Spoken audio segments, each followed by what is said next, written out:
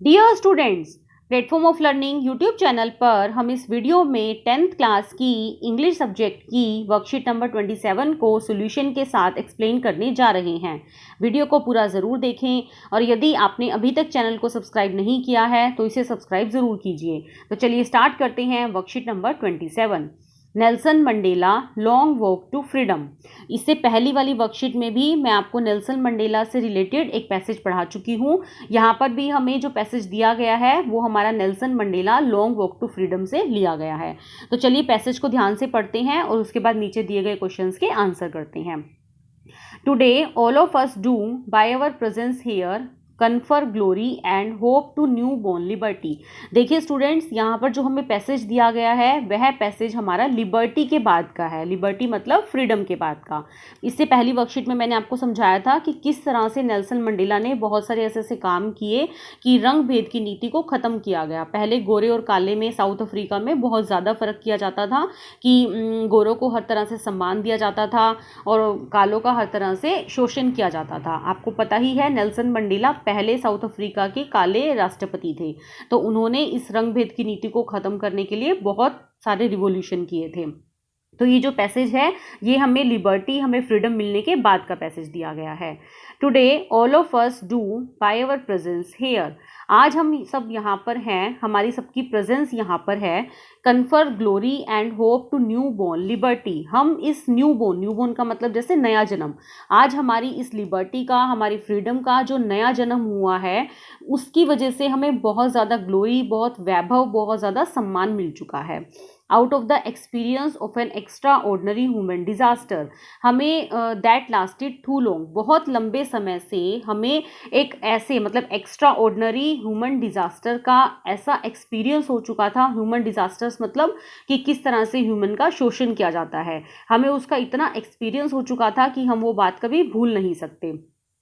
Must be born a society of which all humanity will be proud. लेकिन अब हम एक ऐसी सोसाइटी में जन्म ले चुके हैं जिसके ऊपर हमें गर्व होना चाहिए। We who were outlaws not so long एगो।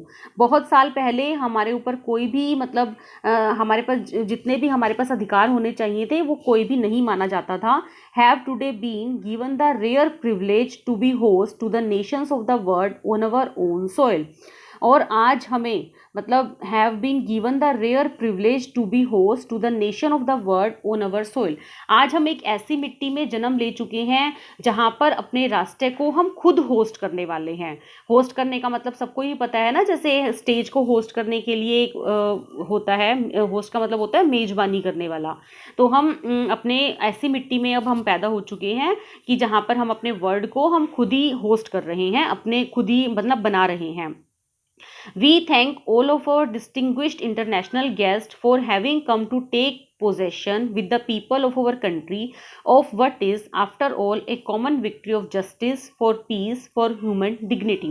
देखिए जिस तरह से आपने देखा होगा कि कभी भी 26 जनवरी को या 15 अगस्त को मतलब तिरंगा फहराया जाता है तो बहुत सारे इंटरनेशनल गेस्ट बुलाए जाते हैं, बहुत सारे देशों से प्रेसिडेंट, प्राइम मिनिस्टर्स आते हैं।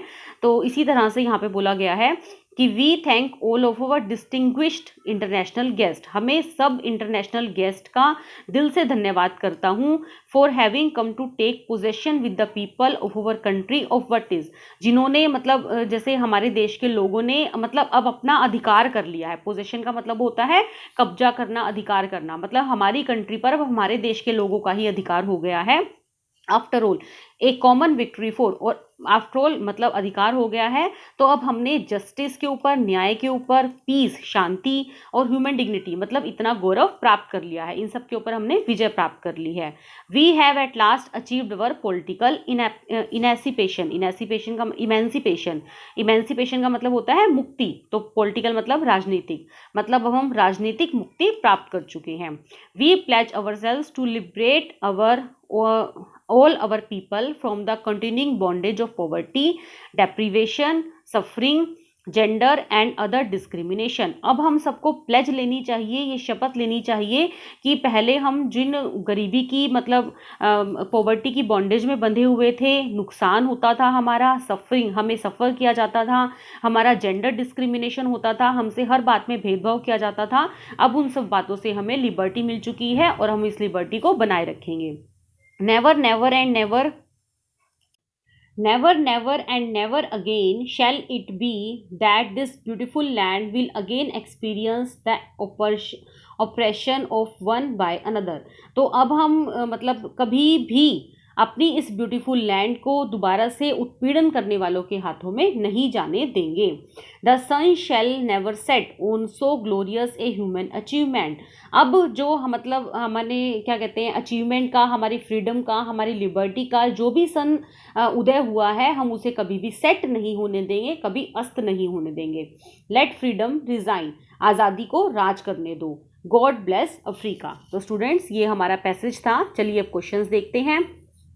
Mandela mentions an extraordinary human disaster. What does he mean by this? तो देखिए यहाँ पर an extra ordinary human disaster, यह किसके लिए दिया गया है? ये रंग भेद की नीति को, कि हमने कितना मतलब ऐसा उत्पीड़न सहन किया है कि हमारे ऊपर रंग भेद की नीति के ऊपर बहुत ज़्यादा वो किया जाता था कि भाई भेद किया जाता था। तो यहाँ पर बी आएगा, अपार्थीड, रंग भेद। नेक्स्ट है second part, what is the glorious human achievement he speaks of at the end. तो फ्रीडम फ्रॉम अपार्थीड, हमें किस चीज़ से आज़ादी मिली है? रंग भेद से हमें आज़ादी मिली है। तो ए ऑप्शन है freedom from apartheid. Now next question number third, which of the following is not true about apartheid. Apartheid के बारे में कौन सी बात सही नहीं है? The whites had their way and say, कि गोरे उनके रास्ते में आते थे, ये बात हमेशा सही है। Black south African could not own property, उनके पास अपनी कोई प्रॉपर्टी नहीं थी क्योंकि वो ब्लैक थे। एजुकेशन वाज सेग्रीगेटेड, मतलब शिक्षा अलग थी। जी हाँ, बिल्कुल, गोरे और कालों की शिक्षा अलग थी। The African National Congress party was favoured, तो ये बात सही नहीं है कि अफ्रीकन नेशनल कांग्रेस पार्टी ने फेवर किया था। नेक्स्ट है question number 4, Mandela thanks the international leaders, what is the reason. उस मंडेला ने इंटरनेशनल लीडर्स को थैंक्स किया, उसका क्या कारण था? Mandela thank the international leader for having come from far and wide to witness the historical oath taking ceremony of the first black president of south Africa. Mandela ने international leaders को thanks किया क्योंकि वो बहुत दूर से आए थे और वह सबसे पहले ब्लैक प्रेसिडेंट को जब उन्होंने ओथ ली थी, शपथ ली थी, उन्हें वह उसके गवाह बने थे, तो इसीलिए उन्होंने इंटरनेशनल लीडर्स को थैंक्स किया था। What ideals does he set out for the future of South Africa? Mandela set the ideals of liberating the people of South Africa from the continuing bondage of poverty, deprivation, suffering, gender and other discrimination. He wanted the people of the country to enjoy the right to freedom from all forms of bondage and prejudice. ये सब बातें मैं आपको passage में समझा चुकी हूँ, तो आपको एज इट इज ही लिखना है। तो स्टूडेंट्स ये था हमारी वर्कशीट का पूरा सॉल्यूशन। उम्मीद है आपको ये वर्कशीट अच्छे से समझ में आ गई होगी। फिर भी यदि आपको कोई डाउट है और कोई क्वेरी है तो वीडियो के कमेंट सेक्शन में ज़रूर पूछिए। मैं आपके कमेंट्स का जल्दी से जल्दी रिप्लाई करने की कोशिश करूँगी। वीडियो को लाइक और अपने फ्रेंड के साथ शेयर ज़रूर कीजिए। Thanks for watching, have a nice day.